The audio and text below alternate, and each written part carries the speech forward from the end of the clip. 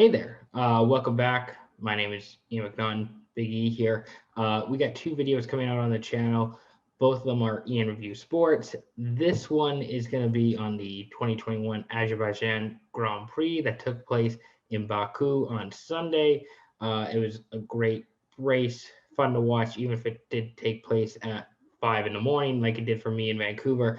In case you're wondering if why I keep glancing over or looking over, it's because I'm going through my black book of notes. I got a well, not really new journal. I just got that one from my mother, and it's a new journal that it's a new journal to me that I've just started using. I've kept it as a spare until since I used up all my other journals and all my other pieces of paper. So now, now I got this journal. Um, so let's go to this very start of the race. On the very first lap, opening lap, Antonio Giovinazzi of Alfa Romeo, he jumped 5 places because he had to start from the back on he had to start from the back on Sunday because of a qualifying incident on Saturday. And then Lando Norris lost 4 places, and then George Russell pit after the first lap. He had kind of an up and down weekend. We'll talk about him later on. Lewis Hamilton, he passed Charles Leclerc on lap 2, 3, kind of when you're coming down in Baku, the main straight, which it's kind of the end of lap 2, start of lap 3 when Lewis passes Charles.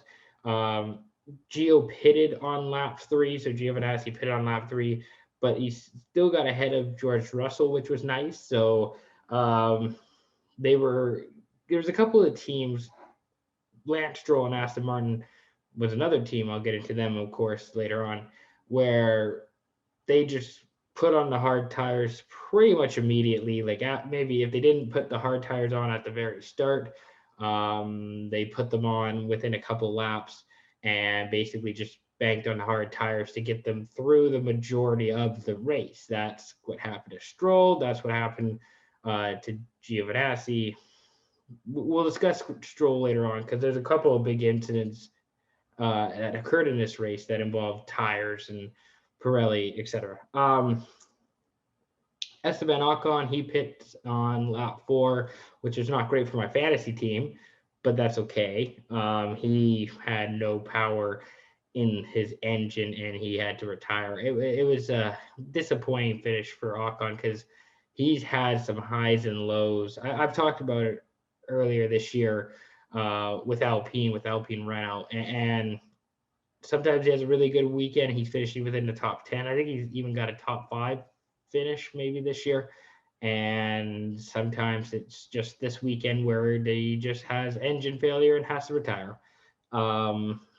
Tough break for Esteban Ocon. Verstappen passes Leclerc on lap 7. So now it's Hamilton in front, and now it's Verstappen, and then it's Leclerc. Yuki Tsunoda passes Fernando Alonso on the start of lap 7, again coming down the big straight. I thought Yuki had a really good race. I was really excited to see him get back in the top 10, him get back into the mix of things. He had the really good race in Bahrain to start the season, got a top 10 finish there, and then has struggled since then. I still think he's adjusting to the car and getting used to it. Might have been beginner's luck in the first round, but now he's starting to figure things out and he's starting to get better at it. There's a whole mess of things that happened in Baku that helped Yuki, and now he's got another top 10 finish to his name. So shout out to Yuki Tsunoda. So he passes Fernando Alonso on the start of lap 7, just after Verstappen passes Leclerc. And then Alonso and Norris pit to start lap 8. So pretty much they kind of undercut everybody. They're going for the hard tire strategy, and they're going to go on the hard tires and use them maybe for the rest of the race, possibly. Because Pirelli, so basically at the beginning of the race, Pirelli went with the softest tires, which is the C5, the C4, and the C3. Basically, you have 5 sets, not including wet tires. It wasn't raining this weekend in Baku, so there wasn't any worry about wet tires. But pretty much you have a C5, a C4, a C3, a C2, and a C1. The C5 and the C5, the C4, and the C3 are the 3 softest tires, meaning they're not the longest lasting, but they have the most grip and they'll go the fastest. So pretty much when you get to that's out of the 5, but only this weekend they had a C5, a C4, and a C3. Those are the only 3 sets you're allowed to use this weekend, meaning that the C3 is going to be the hardest tire, which means it's going to be the longest lasting tire compared to the C5, which is the softest tire, which is going to be used out quite quickly and quite fast. Pretty much, I think at the beginning of the race, Pirelli expected 8 to 10 laps on the softs, and then you switch on to the hard tires. So Norris and Alonso, they pit the start lap 8, right? Okay. Hamilton and Perez both have slow pit stops on lap 13 and 14. Hamilton comes in first. He needs to come in first. He needs to get the quick pit stop while there's nobody ahead, while there's no traffic, and then he'll go deal with traffic while he has the fresher tires. Unfortunately, I think it was Pierre Gasly who came by just as Hamilton was finishing his pit stop, just as Mercedes was done with him. Unfortunately, Mercedes couldn't release Hamilton out onto the pit lane because of the fact it would have been an unsafe release. It would have caused damage to probably Hamilton and Gasly. I think it was Gasly who was driving by. So they had to wait. So instead of like a 2.2 pit stop, a 2.7 second pit stop, it was now a 4.7 second pit stop, which is way too long. Like if you want to have a good pit stop, it has to be between like 2 seconds and 2.7. Anything longer than that, and you're costing yourself time. So that was Mercedes on lap 13. Red Bull and Sergio Perez had a really slow pit stop on lap 14, and that's very uncommon. That's uncharacteristic of Red Bull because they have such good pit stops, really good pit stops, the best pit stop crew in the F1. And in the F1, constructors, Red Bull is the best. They usually are hovering around a 2-second time, sometimes even under for pit stops. And it said Perez also has a 4.7 second pit stop that he has to deal with and he has to live with. So now he's going to be behind Verstappen, but he comes out ahead of Hamilton, luckily. He's still fast enough that he comes out ahead of Hamilton, probably a little bit close for comfort, just as Hamilton's coming around turn 1, seeing the pit exit. That's when Perez is leaving. So it's not great for Hamilton, not great for Perez, but could have been worse for Perez. But it's really good for Max Verstappen, who's now got a big lead, a considerable 3-4 second lead over both of those guys. So that's really helpful. Vettel leads the race at lap 15 because he hadn't pitted at that point. But Verstappen was still ahead of both Hamilton and Perez. And then Vettel has the lead. At this point, Mazepin spins off, which was really funny because this was trying to think of the Baku City Circuit. So not 1, 2, 3, 4. So four as Mazepin's making a right-hand turn, he spins, which I think there was something wrong with his gearbox or clutch, maybe his brakes. I can't remember what it was, but Mazepin spins, which is not surprising if you know Mazepin. If you've heard me talk about Mazepin and Haas, you know that Mazepin spins a lot, which was funny because Chris Medlin, who I believe he's either a freelancer or he works for Sky Sports. He might work for the BBC, actually. He was talking about how the crowd was chanting Mazepin, Mazepin. Like there's people in the apartments who are cheering for Mazepin as the race is happening. And then Mazepin spins out in front of them. The camera pans from the people in the crowd to Mazepin, who just crashed. It's really funny. I thought it was really hilarious. Chris Medlin talked about it. He thought it was really hilarious. So Mazepin spins. Hamilton holds off any potential traffic from behind, which is really good. And then don't have a whole lot of action. Kind of waiting for something to happen, possibly more pits, possibly a caution, when Lance Stroll crashes on lap 31 and his left rear just completely gives out on him. Now Stroll, I think was in the top 5 at this point. Him and Hamilton were battling. Stroll had not pit up to this point because he started on the hard tires because he was starting from the very back, so he got to choose what tires he started on. He started on hard tires. He just crashes himself. It's just a single car crash. He just spins. His left rear gives out. And he's done. He's got to retire because they can't fix the car. The car is completely wrecked. It's all over for Lance Stroll, which is really disappointing considering he worked his way up into the top 5. He was surely getting a top 10 finish.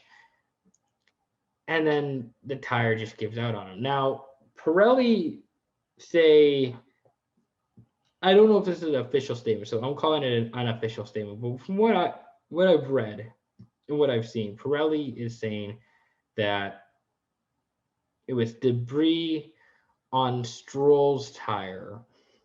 It was debris that caused Stroll's crash, and the tire was unfortunately taken apart. I don't exactly know, but I know Pirelli is saying in the whole tire gate that it is debris that caused these accidents. It's serious. It's very. I don't know how to describe it because you hate seeing a guy crash at 200 miles an hour when it's totally preventable, when you can avoid it from happening, and especially if you're not taking responsibility for something that could be your fault, that's even more concerning. We've lost too many good race drivers and good people in the sport of F1, and we can't lose any more. So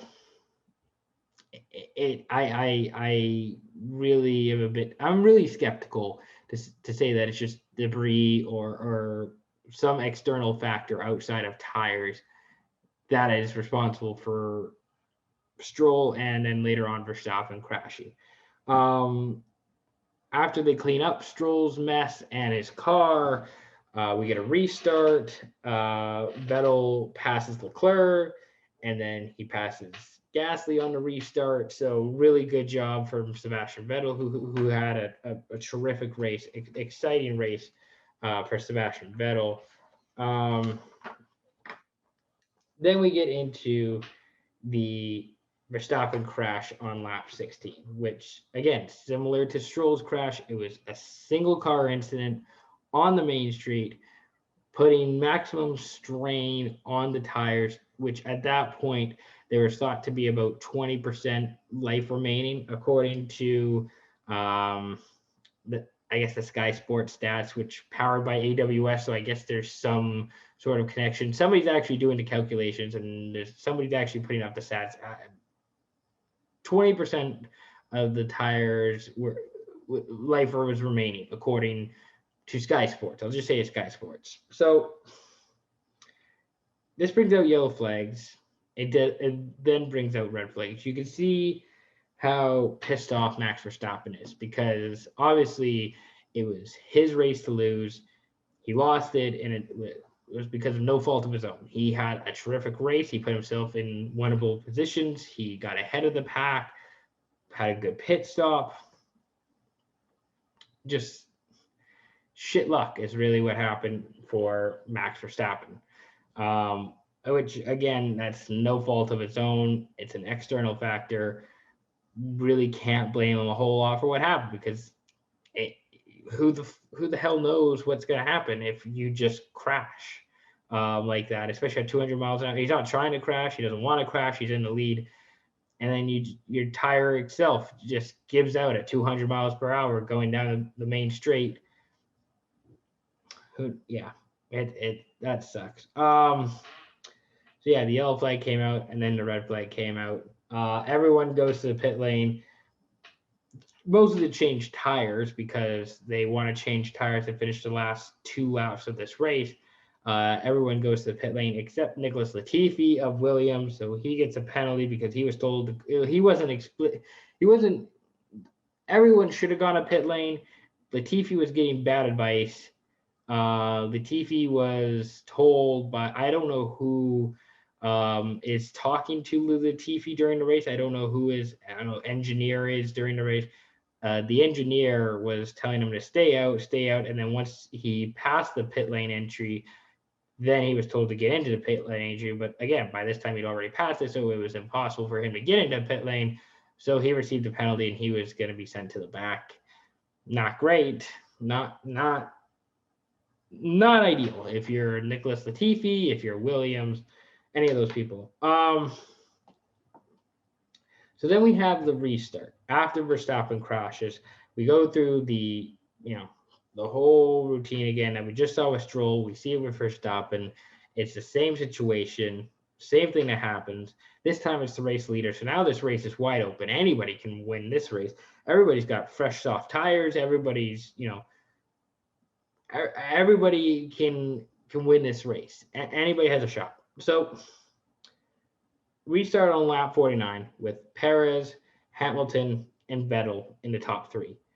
Really cool top three. And then on the restart, you can see just before the lights turn green that Hamilton's wheels are already smoking. His brakes are already smoking.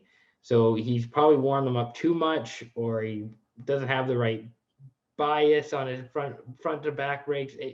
Whatever the main issue was, he's smoking. Lights go green. Hamilton gets away quick.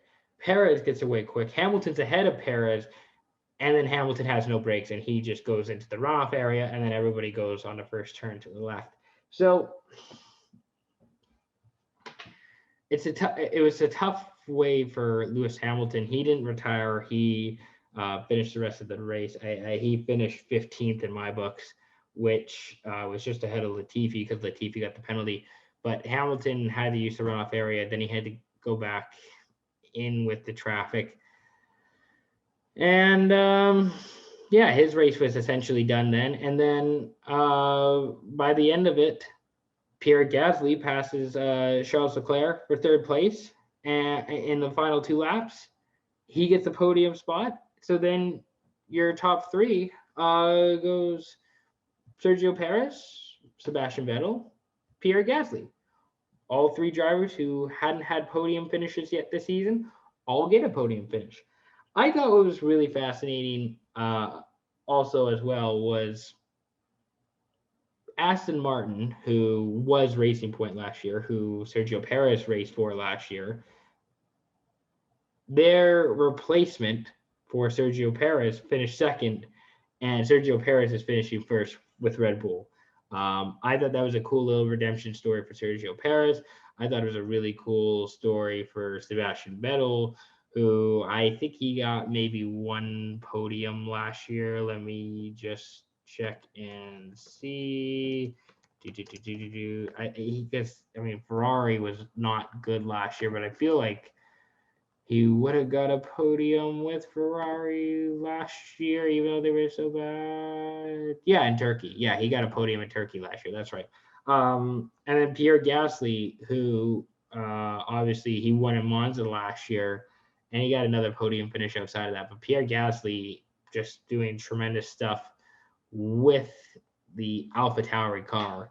And that's your top 3.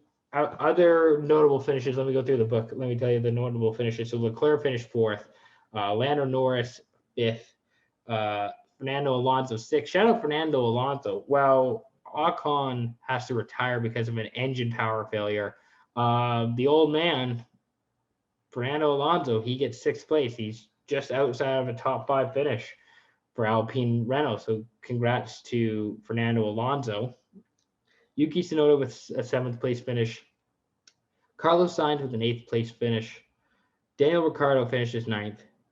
Kimi Räikkönen, 10th place for Alpha. And considering the weekend that Giovinazzi had, he finished 11th. And he had a really good start, even though he had the poor Saturday, Friday. Gio had a good race. Kimi had a good race. He got a top 10 finish. Really good weekend for Alfa Romeo. They now have 2 constructor points this year. They're ahead of Haas and Williams, so good stuff for you, Alfa Romeo. Valtteri Bottas finished 12th. We'll talk about Mercedes in a bit. Mick Schumacher finished 13th. Nikita Mazepin finished 14th. Hamilton finished 15th. And Nicholas Latifi finished 16th. So George Russell, by the way, he had the DNF before the restart due to a gearbox issue. He had issues on Saturday as well with his car, but he did say that the car felt fast. So if the driver says the car felt fast, and the car must have been pretty good, but it had issues all weekend. I don't know what the expectations are for Williams coming up these next few weeks, but they need to get ahead of Haas. So for Red Bull, it's great to see Perez win, but you're somewhat disappointed knowing you could have finished 1-2 with Verstappen. I know you don't always want to be the what if person, but you kind of what ifing this past weekend. But you're also thrilled that Sergio Perez is back at the top of the podium once again, because that's kind of why you got Sergio Perez, was to take points from Mercedes, to win races. And you want to do it with Verstappen because Verstappen's your guy. He's the face of your team. But giving Sergio Perez a race win or two won't hurt you either. The question for Mercedes is what's now? What now? What do you do now if you're Mercedes? You're 26 points behind Red Bull in the Constructors. Sixth in driver standings is Valtteri Bottas. He's now behind Lando Norris and Charles Leclerc and Sergio Perez. 6 podiums in his last 13 races. I don't know. I don't want to be that guy who's questioning Bottas. I know he's probably not thrilled being the second man at Mercedes anymore. I don't know what you do if you're Mercedes.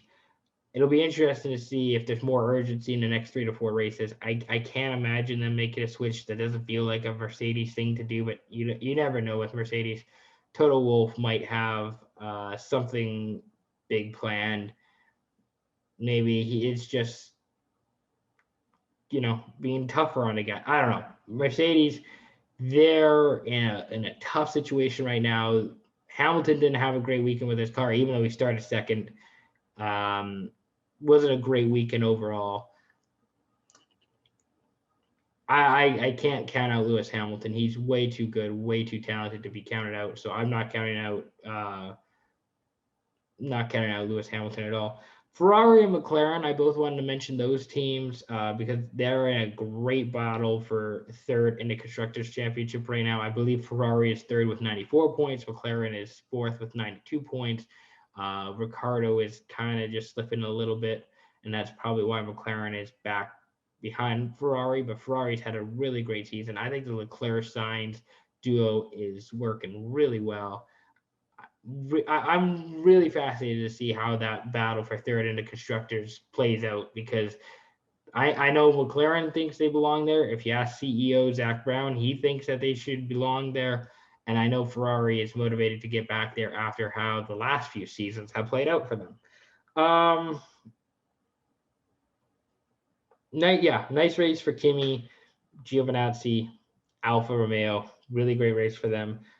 Great battle between AlphaTauri and Aston Martin for, I believe it's 5th and 6th in the Constructors.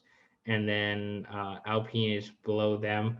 But AlphaTauri and Aston Martin, I think AlphaTauri is the better car. I think Alpha is a top 5 car. I don't know that Aston is. Kudos to Sebastian Vettel for having a really great weekend and making it competitive. But I think Alpha's got the better car. I don't necessarily want to say the better combination of drivers, because I think Sebastian Vettel's really good. We obviously saw how good he was this Sunday, but those drivers at AlphaTauri are really good. And now Haas is ahead of Williams in the Constructors' Championship based on finishes, with, I guess, Haas having more finishes and better spots than Williams this past weekend. That's something Williams is going to have to fix, because Haas stinks and Mazepin stinks. I don't need to go into that. Mick Schumacher rocks, so I love Mick Schumacher. That's all I have for the 2021 Azerbaijan Grand Prix from Baku. I thought it was a great race. It's really fun to watch. We're in France 2 weeks from now at Paul Ricard. That's gonna be really cool. If you have any questions, if you have any comments, put them down in the comment section. Pretty much, if you're just scrolling along, if you find this, if you see some of our other content, be sure to like and subscribe. Like this video, subscribe to the channel. There's a lot of Speak Your Piece content coming out all the time. Thank you very much for watching this video. I hope you enjoyed it, and I can't wait to talk about the next F1 race 2 weeks from now in France in Paul Ricard. So thank you very much for watching. Peace out.